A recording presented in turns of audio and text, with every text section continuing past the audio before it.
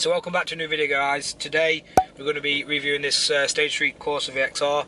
We haven't done a review in a long time, but now I think it's now time to start doing some. So this is George, Instagram on the screen now. Now I'm going to ask him a few questions, obviously what he's done to the car and all that sort of stuff. We've just fitted him a boost gauge. If you haven't seen that video, go back and have a look at that. So first things first, why did you get a VXR? I've always wanted one since I was 16, to be fair. A few of my mates have had one, so I thought, why not? Lovely, you can drive by the way as well. At roundabout, just go straight over. Oh, sweet. So before you had the VXR, what car did you have before that? I'm guessing a Corsa. It was a Corsa, of course. It was a 1.2 SXI, which had all the powers you could probably imagine. Yeah. None. As much power as a trolley. Oh, it was ridiculous. Just go straight over that way. Yeah. I'm just waiting for it to slide. I'm just waiting for it. No? Okay. Oh, it's staying. Alright then. Oh. So obviously anybody that owns a normal Corsa really aspires to get the Corsa VXR, don't they? 100%. It's a powerhouse, isn't it? Absolutely. And they're underestimated as well, I think. A lot Definitely. of people. Especially this one. Like, obviously it looks standard, but clearly it's not. So let's go over a few things first. So when you first got the car, you mentioned you've had it forged. Did you have an issue with the piston? Yeah. So when I first got it was perfectly fine. Started up one morning, it was just shaking like anything on idle, just spitting a little bit. Yeah. And so I thought, that doesn't seem right. I spoke to one of my friends, he had similar issues with his. Yeah. Did a compression test and piston 4 was low on compression. So you know when you bought, obviously, the VXR, was you aware about the piston issues with them, or...? I knew there were, but I didn't know it'd be as common as I thought it would be. Yeah. Until, obviously, when I had mine and had the issue myself. Yeah. I sort of, like, there's nothing else I could do. Obviously, I know about the piston 4. Oh yeah, no, I've seen twice now, as you know. But again, it happens. It's such a shame as well because these cars are actually really, really nice to drive, aren't they? They're like little go-karts, and as we said, they are underestimated in what they can actually do. Oh yeah, 100%. A lot of people who say that they can't corner properly as well. I don't know if you know this yourself. You can actually corner these quite well if you know how to drive them. Yeah. They do stick. If you do know how to drive them. Right tyres as well. Exactly. So with this car, obviously, when you bought it, did it have anything done to it?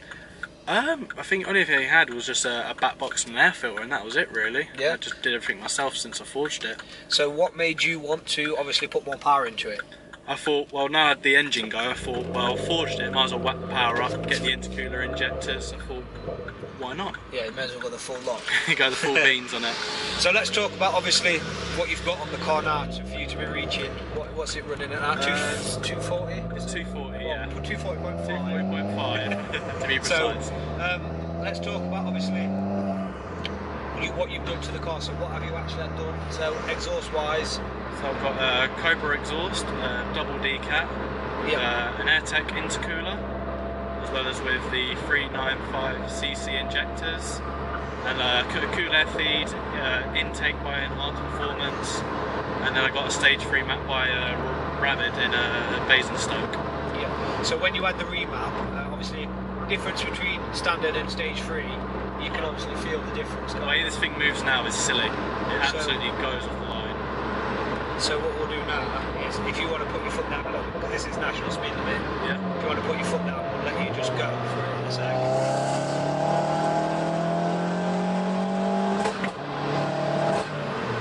You can feel the difference quite a bit. That is actually quite nice. Oh yeah, you just have to get that in it, yeah. So, that sounds so good. That sounds nice. That sounds a lot better than mine actually as well. So with that, obviously, have you got the pop and bang? Jack let his little bang out there. I bet Cameron didn't even pick that up. But what was I going to say? Well, yeah. So obviously with the remap you've got on it, have you got a pop and bang map or anything else like that? I've got a pop and bang map. I've got a launch control. Yeah. As well as got a flame maker kit as well to have a bit of fun with. Yeah, so we've definitely had a few bits of fun with that flame kit. We are going to try and get some rolling shots of that in action, so we will try and show you that later on. So obviously, your Stage 3 now, what is your plans? Because obviously this is on the original turbo as well, isn't it? Original turbo, original cams.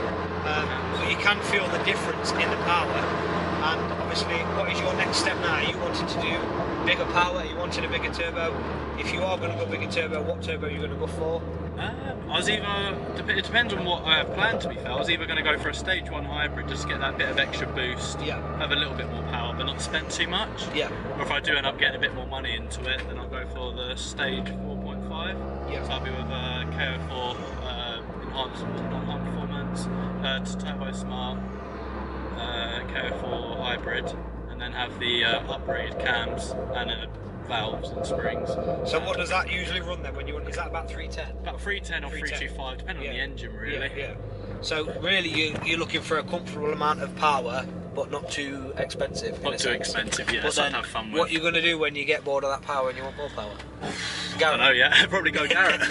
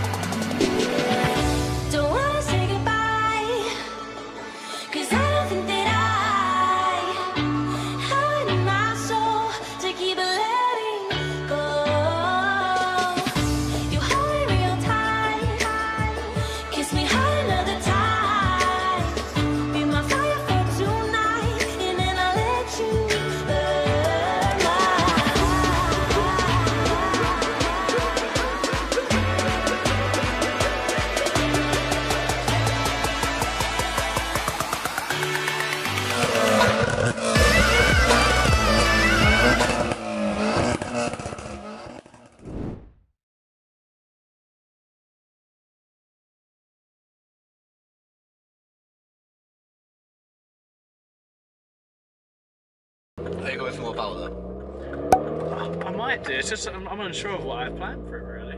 Either get the stage 1 hybrid, so that's obviously like about 260 brake. Or go stage 4.5, which is like the KO4 and cams. I'm happy about 310, 325 depending. Still drive it as a daily? I use it occasionally to be fair. Just mainly for because I've got a work van that I use. So I use this sometimes. Oh yeah, well whenever I use it to be fair. And then I have this for when I'm at home really. Just to go around and get to places. But it does alright for long distance surprisingly. What miles per gallon does you get? Because I don't get a great deal in mine, mine's standard. Mine's 27.4. Why's yours more than mine? Is it more? Mine's at 24.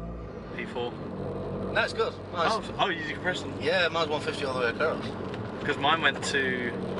Because as soon as my compression dropped, that's when I started to get really bad sort of like miles per gallon. Then my little like management light come on for the fuel efficiency or something, or no, the catalytic converter efficiency. Yeah. Because obviously I had a D-cap, but because it was running so shit, it was just getting so much extra CO2, and it was just clogging up the CO2, the Lambert sensor, whichever it is.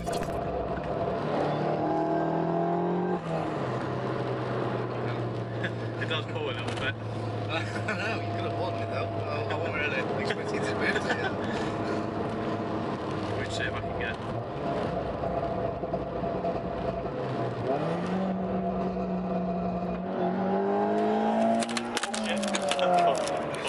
Are we still going? As I mean, like, because of the power, it just fucking throws everything about. That's why I never got to think. That's why I broke the roof half the things out of the car. When it was mapped, it was fine. Now it's mapped, everything flies out everywhere. I think the stereo's flown at me before. I was like, what the fuck?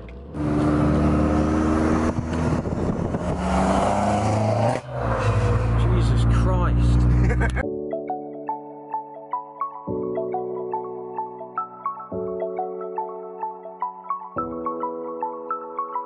I woke up this afternoon.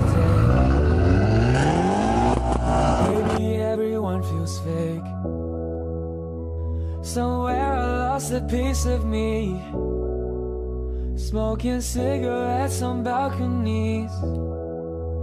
But I can't do this alone. Sometimes I just need a light. If I call you on the phone and you're on the other side, so when your tears roll down your pillow like a river, I'll be there for you.